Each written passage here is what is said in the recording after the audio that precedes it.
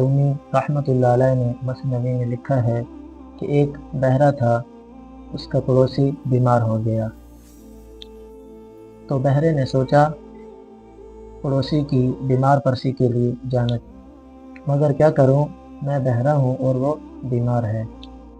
بیماری کی وجہ سے وہ کمزور آواز میں بولے گا اور میں سن نہ سکوں گا۔ میں پوچھوں گا تو خدا جانے وہ کیا جواب دے گا۔ پھر اس نے دل میں خود ہی کچھ سوال اور جواب گھڑ لیے، یعنی سوچ لیے، اور سوچا کہ میں کچھ پوچھوں گا تو اس کے لب ہلیں گے، تو میں خود ہی اپنی فراست سے یعنی عقل مندی سے بطور قیاس یعنی سمجھ لوں گا کہ اس نے یہ بات کہی ہے۔ چنانچہ اس نے پہلا سوال اور جواب یہ سوچا کہ میں سب سے پہلے اس سے یہ پوچھوں گا کہ تمہارا کیا حال ہے، تو وہ ضرور کہے گا میں اچھا ہوں، میں کہہ دوں گا الحمدللہ۔ پھر میں پوچھوں گا کہ علاج کس کا جاری ہے، تو وہ کسی اچھے طبیب یعنی اچھے ڈاکٹر کا نام لے گا۔ میں کہہ دوں گا بڑا اچھا طبیب ہے، اس کا علاج جاری رکھنا۔ پھر میں پوچھوں گا تمہاری غذا کیا ہے، تو وہ کسی نرم غذا کا ہی نام لے گا، تو میں کہہ دوں گا بڑی اچھی غذا ہے، اس غذا کا استعمال جاری رکھنا۔ چنانچہ وہ بہرہ اس بیمار پڑوسی کے پاس پہنچا اور بیمار سے پوچھا کیا حال ہے۔ بیمار بولا مر رہا ہوں، موت کا وقت قریب ہے۔ بہرہ بولا الحمدللہ۔ یہ سن کر بیمار کو بڑا غصہ آیا کہ یہ میرا دشمن کہاں سے آ گیا ہے جو میری تکلیف پر الحمدللہ کہہ رہا ہے۔ بہرے نے پوچھا خوراک کیا ہے؟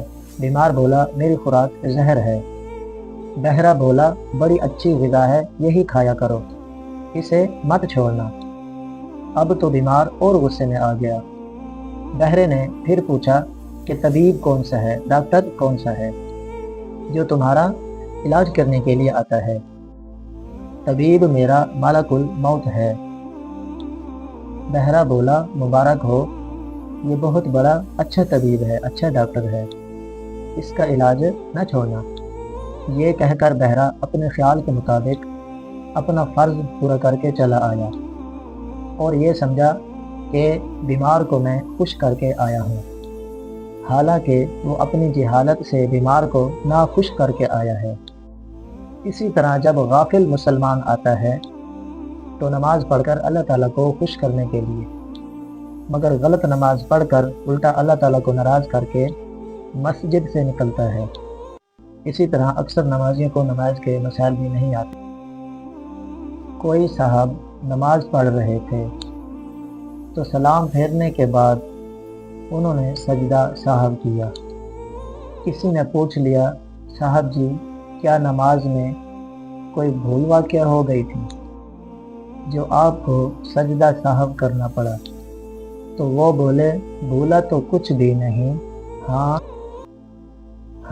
دوسری رکعت میں وضو ٹوٹ گیا تھا، اس لیے سجدہ سہو کر لیا ہے۔ کیا یہ صحیح ہے وضو ٹوٹ جائے تو سجدہ سہو کر لیا جائے؟ نمازی حضرات کو چاہیے کہ وہ نماز کے مسائل بھی یاد کریں اور نماز کو صحیح طریقے سے ادا کریں۔ بے وقت نماز پڑھنا، غلط پڑھنا، رکوع اور سجدہ صحیح نہ کرنا، اس طرح نماز قبول نہیں ہوتی۔ اچھی طرح رکوع اور سجدہ نہ کرنے والے کو نماز کا چور کہا گیا ہے۔ ایسے شخص کو نصیحت کرنے کا حکم دیا گیا ہے۔ ہماری نماز روح سے خالی ہوتی ہے۔ ہمارا تو یہ حال ہے کہ مسجد تو بنا لی شب بھر میں ایمان کی حرارت والوں نے، من اپنا پرانا پاپی ہے، برسوں سے نمازی بن نہ سکا۔